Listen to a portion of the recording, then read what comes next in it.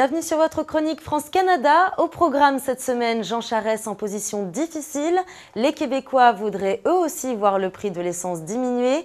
Les salles de shoot peut-être en France. Les problèmes des marchés publics internationaux. Sport avec les résultats des Paralympiques. Cinéma et enfin les rendez-vous à ne pas manquer.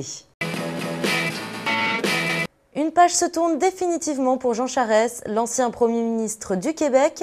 Le printemps érable, comme on a surnommé les gigantesques manifestations étudiantes qui se sont déroulées pendant des mois à Montréal, auront eu gain de cause contre le Parti libéral québécois.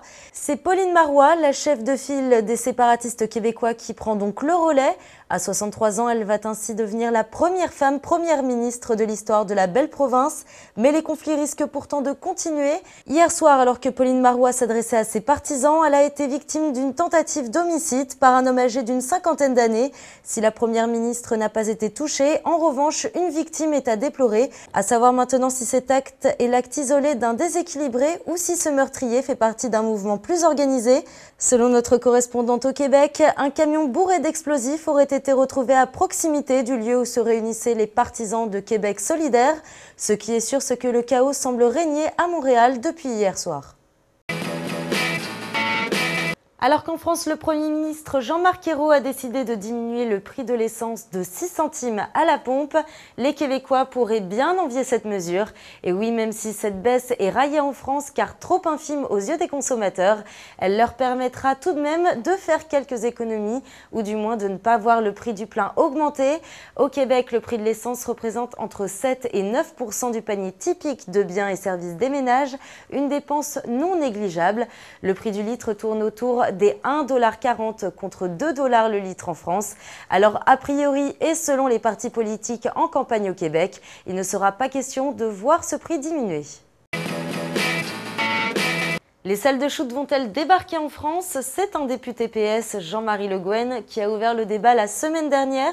Le député a demandé au gouvernement de légaliser les salles d'injection de drogue au vu d'une augmentation inquiétante de la vente de seringues de 7%.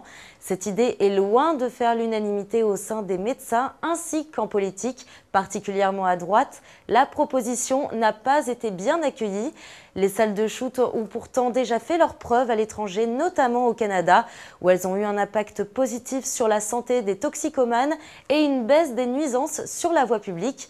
Rien n'est encore décidé, mais la ministre des Affaires sociales et de la Santé, Marisol Touraine, avait déclaré qu'une réflexion était en cours. François Hollande avait montré son intéressement au cours de sa campagne présidentielle sur l'expérimentation des salles d'injection. La ministre du Commerce, Nicole Bricq, était en visite le 3 septembre dernier à Bruxelles et elle n'a pas manqué d'évoquer fermement le problème des marchés publics internationaux. En effet, d'après la Commission européenne, les États de l'Union européenne ont ouvert 90% de leurs marchés publics, contre notamment 16% pour le Canada.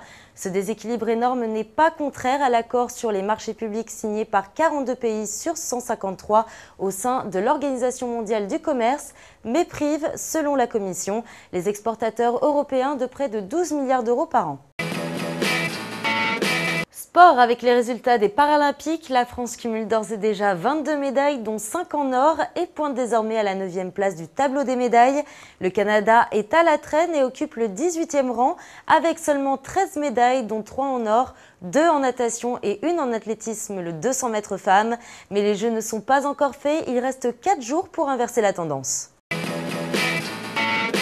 Cinéma avec le film québécois Starbuck qui remporte un beau succès en France, plus de 372 000 entrées après 2 mois de diffusion sur grand écran. On peut dire que c'est un joli score pour le réalisateur Ken Scott. Cinéma toujours, mais cette fois-ci à Toronto, avec le Festival international du film qui se déroulera du 6 au 16 septembre 2012. Avec plus de 300 films originaires de plus de 60 pays, le festival est reconnu comme l'une des plus grosses manifestations cinématographiques mondiales. Dans la maison de François Ozon, de Rouillé d'os de Jacques Audiard ou encore Quelques heures de printemps de Stéphane Brisé font partie des films français en lice, alors affaire à suivre.